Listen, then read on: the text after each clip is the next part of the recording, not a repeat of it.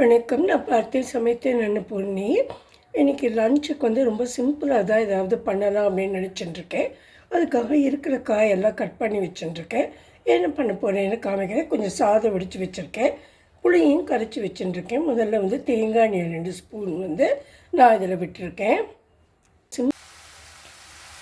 நிறைய கீரை இருந்தது, அதை தவிர கொஞ்சம் கொஞ்சமாக பாதியாக கட் பண்ண வெஜிடபிள்ஸ் சாலடுக்கு போட்டது நிறைய பாக்கி இருந்தது.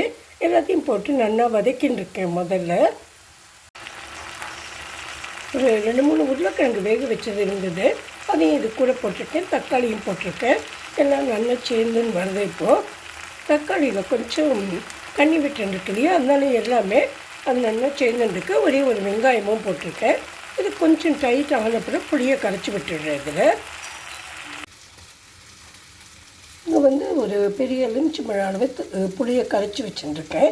இந்த கரைச்சி வச்ச புளியை நான் அந்த காயெல்லாம் நம்ம வதக்கியிருக்கோம் இல்லையா, அதில் போட்டுட்டு மஞ்சள் பொடியும் போட்டுடுறேன்.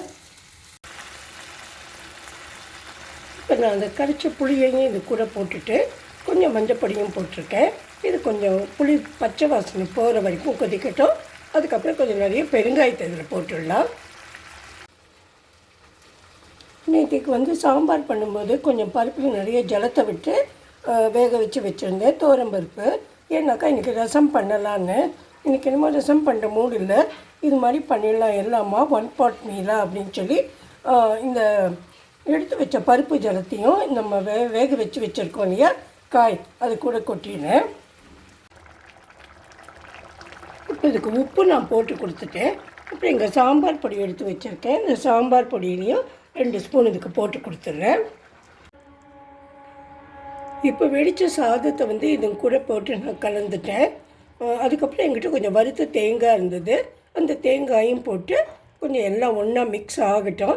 இது ரொம்ப கட்டி ஆயிடுச்சுன்னா கொஞ்சம் கூட நான் தண்ணி விட்டுப்பேன். ஏன்னாக்கா இது நாடி ஆக ஆக நல்லா கட்டி பட்டுடும். அதனால் கொஞ்சம் தொடர இருக்கட்டும்னு பார்க்கலாம். இதுக்கப்புறம் இதுக்கு தாளித்து கொட்டிடலாம்.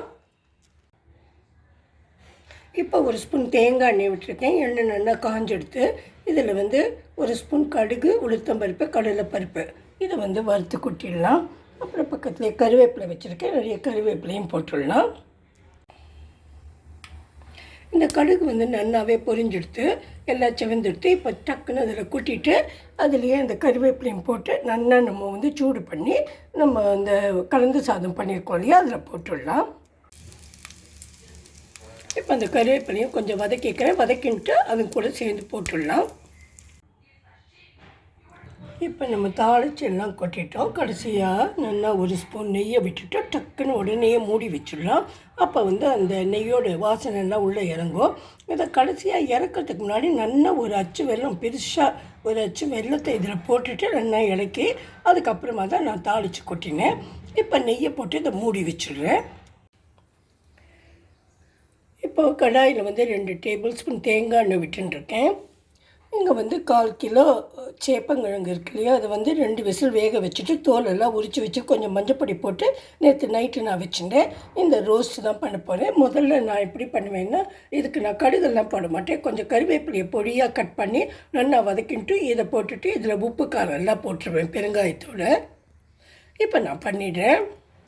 இப்போ இந்த காயை போட்டுட்டு நல்லா வதக்கினப்புறம் அதில் கொஞ்சம் வதங்கினப்பட்டு அதில் உப்பு, மிளகா பொடி, கொஞ்சம் தனியா பொடி, பெருங்காயம் இதெல்லாம் போட்டு நல்லா வதக்கி எடுத்துடலாம் கிறிஸ்பியாக. நம்மளோட சேப்பங்கிழங்கு ரோஸ்ட் ரெடி ஆகிட்டு. Hope you all will like this. Please subscribe to my channel if you like. Thank you.